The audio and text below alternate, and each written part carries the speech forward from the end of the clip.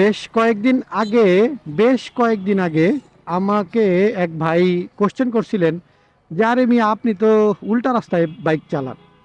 তো আমি আসলে উল্টা রাস্তায় বাইক চালাই কিনা তো এইটা একটু দেখানোর জন্যই আমি আমার পঙ্খী রাস্তা নিয়ে আজকে যাব। অফিস থেকে বের হয়েছি। আমি আসলে প্রতিদিন কি ধরনের রাস্তা দিয়ে যে বাইকটা চালাই এটা অনেকেই বিষয়টা জানে না। আজকে আমি হাতে কলমে সেটা দেখাবো ইনশাল্লাহ যে আমি কোন দিক দিয়ে চালাই। জ্যাম অলরেডি শুরু হয়ে গেছে রাস্তার ওই পাশে, ওই যে দেখেন সব সারিবদ্ধভাবে দাঁড়ায় আছে। হা হা হা হা।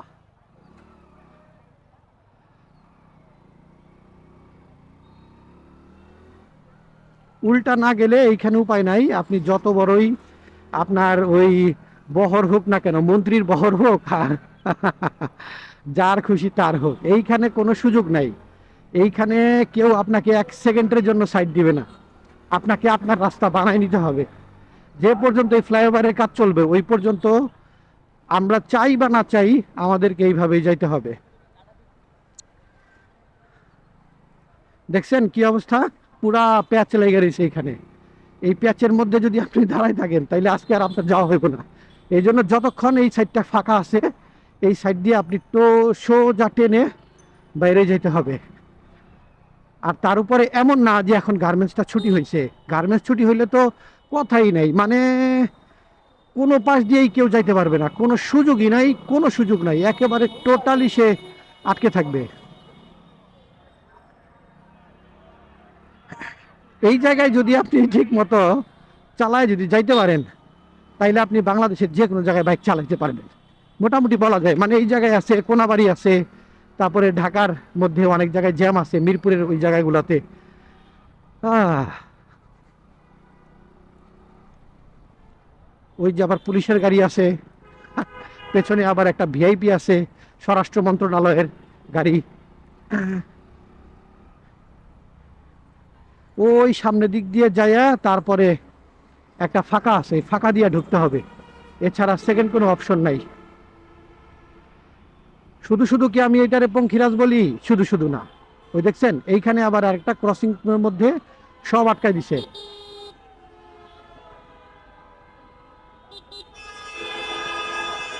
যান যান ভাই।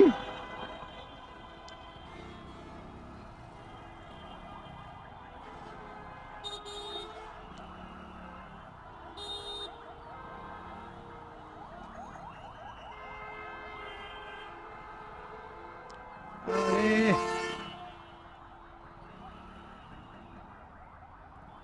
আটকে গেছেন, উপায় নাই, এদিক দিয়ে যাইয়া ওই দিক দিয়ে ঢুকে যাবো। মানে সামনের দিক দিয়ে যাইয়া বাম দিক দিয়ে একটা কাটা আছে, এদিক দিয়ে ঢুকতে হইব, নাহলে কাইচাবাড়িতে গেলে অনেক ঘোরা লাগবো। এই জায়গায় জ্যাম গুলা লাগছে এই মোড়ের কারণে। টান দেন টান দেন। ও ঘুরাইবো, ঘুরা মামা তুই বাইর হ।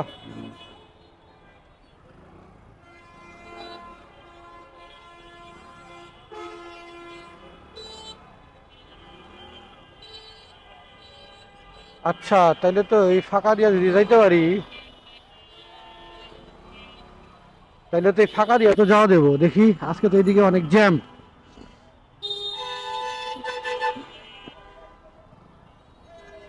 টান দে রে মামা একটু। যান যান যান যান যান যান।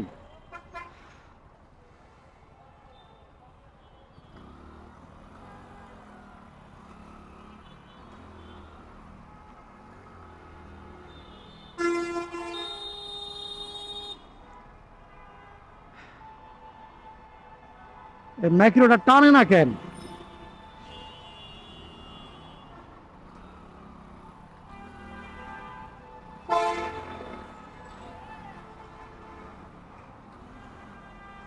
মাইক্রোটার কারণে পুরো রাস্তাটা জ্যাম হয়ে বসে রয়েছে, ও টান দিলেই কিন্তু মোটামুটি একটু ফাঁকা পেয়ে যায়। আজকে আর ওই পাশটা যাওয়া যাবে না, আজকে এই দিক দিয়েই ভরসা। পঙ্খিরাজ পঙ্খিরাজ। শুধু শুধু কি আমি এটা পঙ্খিরাজ বলি? শুধু শুধু না, এখন দেখবেন হলো ভাঙাচোরা রাস্তার কি খেলা।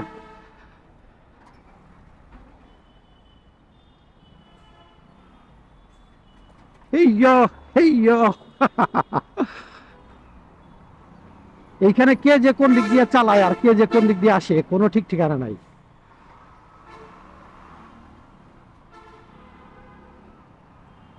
ওমা কাকু, বিয়ের গাড়ি। আচ্ছা, বিয়ের গাড়িতে ইদানিং ইদানিং না অনেকদিন যাবতই দেখতাছি যে মশারি টানায় রাখে। আচ্ছা, মশারি টানানোর কি দরকার? হয় কয়টা ফুল দাও অথবা একটা কিছু দাও, ঠিক আছে, কিন্তু মশারি টানানোর মানে হইতেছে যে জামাই বউরে যাতে মশাই না ধরে। এই রাস্তায় যদি মনে করেন বৃষ্টি যখন হয় তখন মনে করেন যে কারো কোনো টাইম নাই। আমি চেষ্টা করব যে মোটামুটি যতটুকু চার্জ আছে আমি পুরো রাস্তাটা কাভার করার লিগা।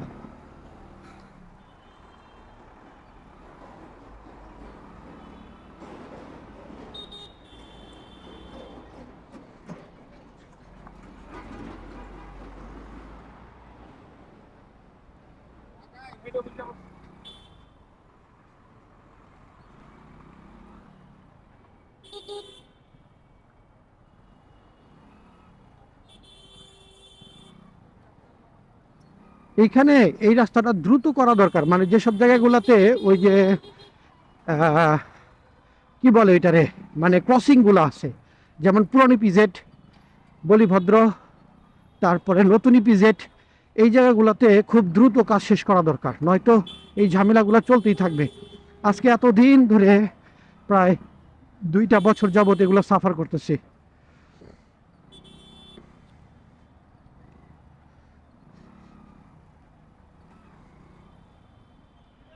রাস্তা রাস্তা এই রাস্তায় চালানোর জন্য আবার নাকি কর দিতে হবে, ইদানিং তো কর নিয়ে খুব লাফালাফি চলতেছে, 2 দিন ধরে দেখতাছি। আবার কি হয়েছে মামা? ওরে আবার আটকাইছে, চিন্তা করো। ওই যে কি যেন একটা উঠাইতেছে।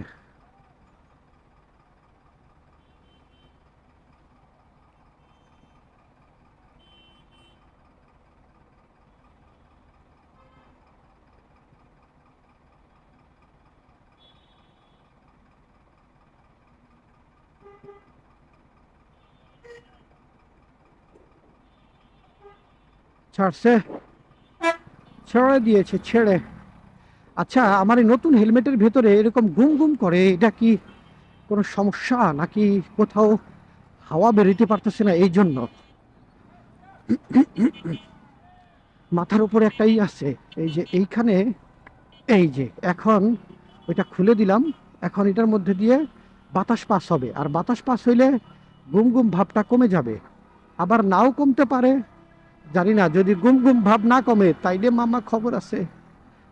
তাইলে আমার বর্তমানে আমি যে হেলমেট মাউন্ট ইউজ করি এইটারে খোলাই ফেলতে হবে। এইটারে খোলাইয়া তখন আমার কি করতে হবে, আগের যে ওই ফিতা দিয়ে বাঁধার যে চিন মাউন্ট আছে না, ওগুলা আবার ফিরা যাইতে হবে, কারণ ওইটা যদি বাঁধি তাইলে ওইটা যেহেতু আমার চিন মাউন্টের ওপর দিয়ে ঘুরে যায়, সো ওই জায়গাটাতে মানে একটু তখন তো আর গ্লাসটা পুরোপুরি লাগে না, তখন একটু ফাঁকা থাকে।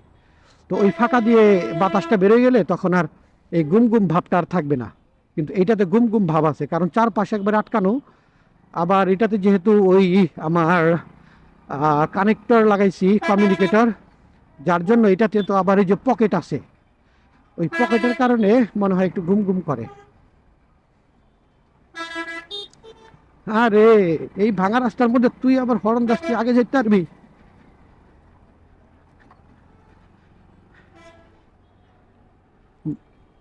ঘটনাটা কি, আজকে এই পর্যন্ত আসলাম কোনো জ্যাম ছাড়া, মোটামুটি আস্তে ধীরেই তো এসে পড়তে পারলাম।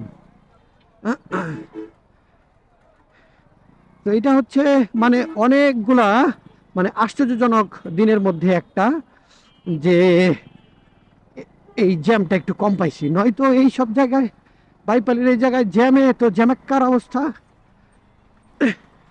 অবশ্য সামনে একটা জ্যাম আছে, আমি চাই বা না চাই, এখন আজকে তো সব কিছু উল্টা পাল্টা হইতেছে, এখন সামনে এই জায়গায় জ্যামটা আছে কিনা কে জানে।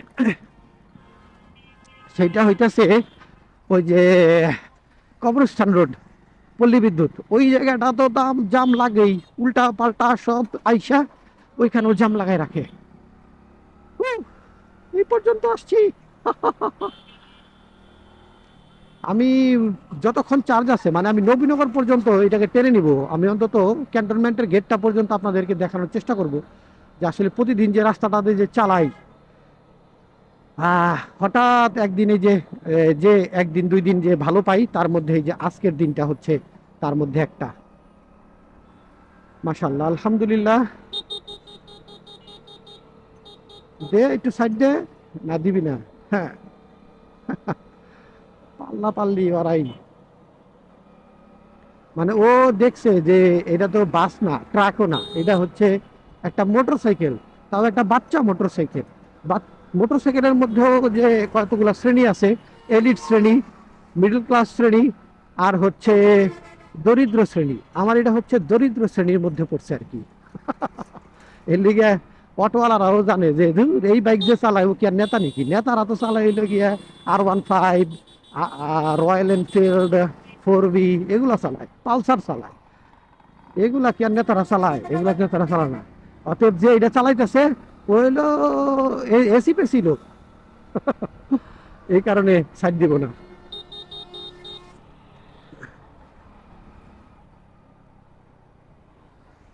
ইয়াহু, এই হচ্ছে আমার কি বলে ডিস্ক ব্রেকের কামাল।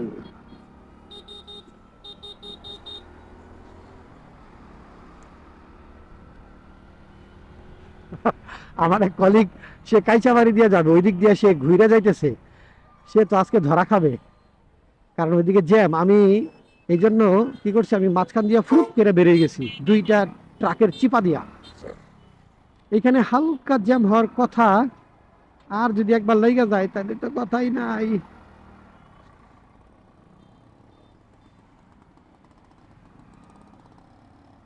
হোন্ডা, কি এইটা হোন্ডার সেই হোন্ডা সিডিআই।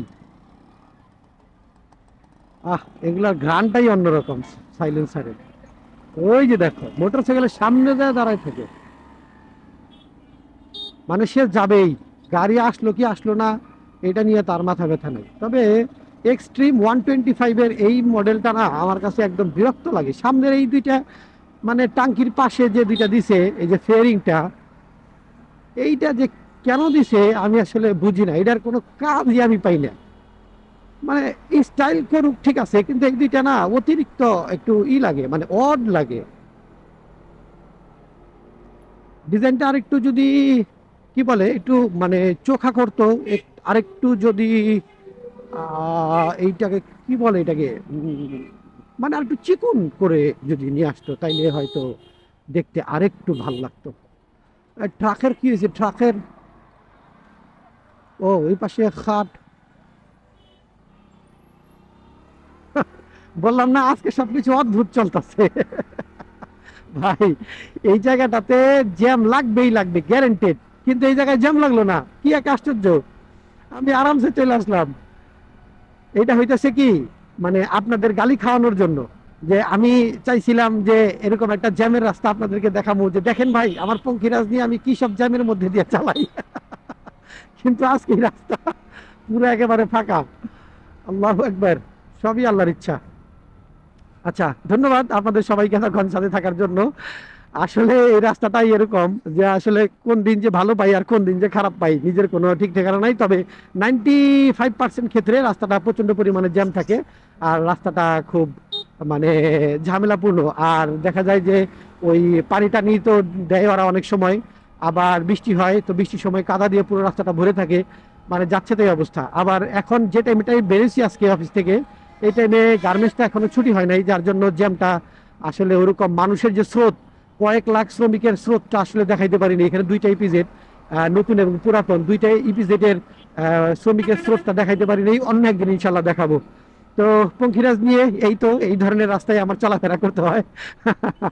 তো ভালো থাকবেন, সুস্থ থাকবেন, সেফলি বাইক রাইড করবেন, হেলমেট পরে বাইক রাইড করবেন। আল্লাহ হাফেজ।